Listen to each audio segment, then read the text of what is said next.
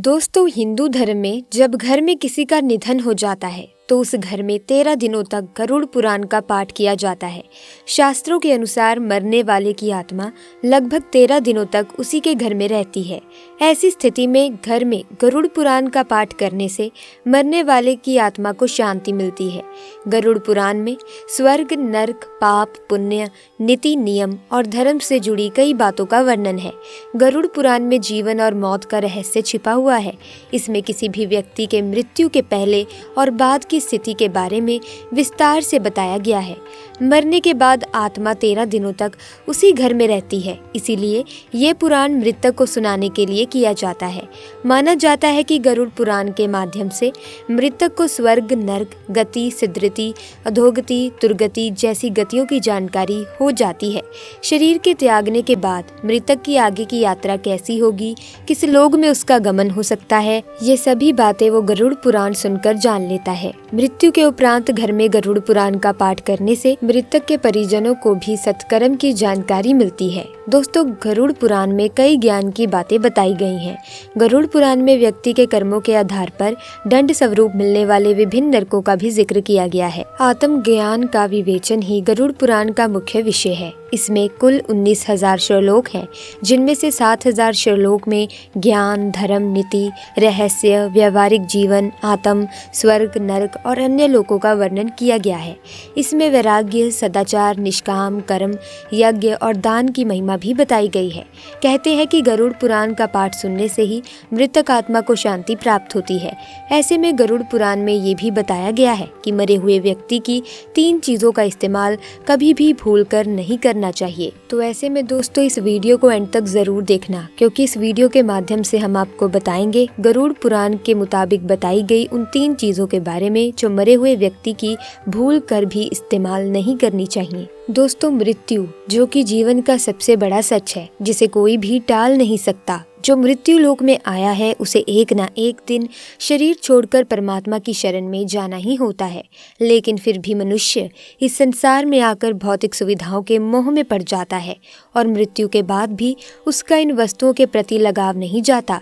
कभी कभी उसका अपनी चीजों के प्रति इतना ज्यादा मोह हो जाता है कि वो मृत्यु के बाद भी पृथ्वी पर भ्रमण करता रहता है।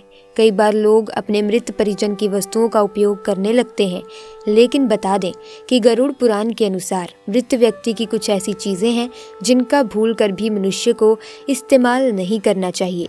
दोस्तों, श्री कृष्ण कहते हैं, जब तक मनुष्य संसारिक वस्तुओं का मोह त्याग करके संपूर्ण रूप से ईश्वर को अपना नहीं लेता, तब तक वो अलग अलग योनियों में जन्म लेकर पृथ्वी लोक पर ही भटकता रहता है। कभी कभी उन वस्तुओं के प्रति उसका मोह इतना अधिक होता है कि वो मृत्यु के बाद भी इसी पृथ्वी लोक पर भ्रमण करता रहता है। दोस्तों, कई बार हम लोग अपने मृत परिजनों की वस्तुओं को उनकी याद में अपने पास रख लेते हैं या उनकी वस्तुओं का उपयोग भी करने लगते हैं, लेकिन गरुड़ पुराण के अनुसार हमें मृत व्यक्ति की कुछ वस्तुओं का उपयोग नहीं करना चाहिए, क्योंकि इन वस्तुओं के साथ उस मृत व्यक्ति की ऊर्जा जुड़ी हुई होती है।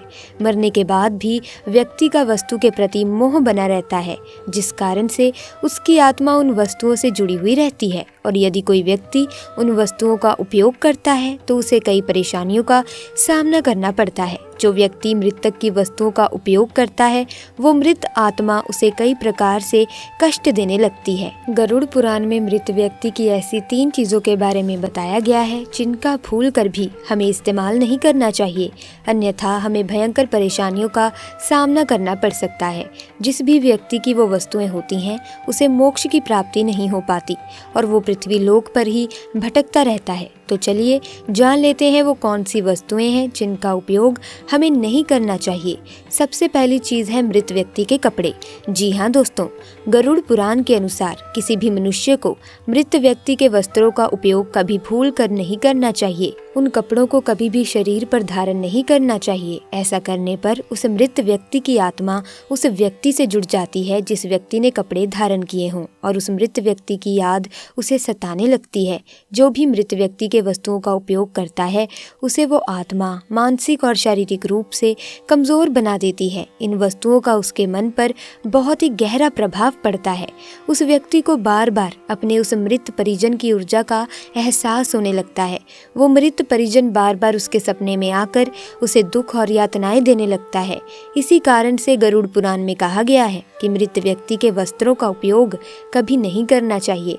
आप याद के तौर पर घर में संभाल कर रख सकते हैं अथवा आप उनके वस्त्रों को नदी में प्रवाहित कर सकते हैं, लेकिन भूल कर भी मृत व्यक्ति के वस्त्रों को कभी पहनना नहीं चाहिए। दूसरी बात, मृत व्यक्ति के गहने। गरुड़ पुराण में कहा गया है कि किसी भी मनुष्य को अपने मृत परिजन या मृत स्त्री के गहनों का उपयोग कभी नहीं करना चाहिए। स्त्रियों का अपने आभूषणों और गहनों से सबसे अधिक लगाव होता है। मृत्यु के बाद भी उनका इन वस्तुओं के प्रति लगाव कम नहीं होता। गरुड़ पुराण के अनुसार मृत आत्मा का आभूषणों के प्रति लगाव उनके वस्त्रों से कई गुना अधिक होता है, और जो भी व्यक्ति उनकी मृत्यु के पश्चात उनकी इच्छा के विरुद्ध उनके गहनों को पहनता है अथवा उनके आभूषणों का उपयोग करता है तो उस मृत व्यक्ति की ऊर्जा उस व्यक्ति से जुड़ जाती है और जिस कारण से उसे मानसिक परेशानियों का सामना करना पड़ता है। इसीलिए मृत व्यक्ति के गहनों को कभी पहनना नहीं चाहिए।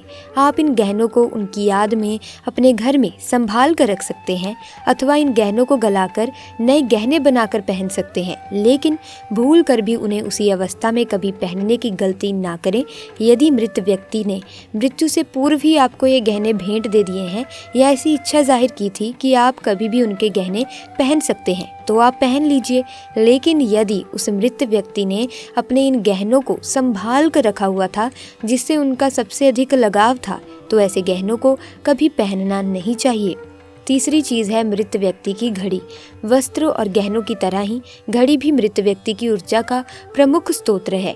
गरुड़ पुराण में घड़ी के बारे में बताया नहीं गया, लेकिन ज्योतिष शास्त्रियों के अनुसार मृत व्यक्ति की घड़ी भी उससे जुड़ाव का कार्य करती है, क्योंकि घड़ी उस व्यक्ति से जीवन भर जुड़ी रहती है, उसके समय का निर्धारण करती है, उसके जीवन के अच्छे और बुरे समय का लेखा जोखा रखती है।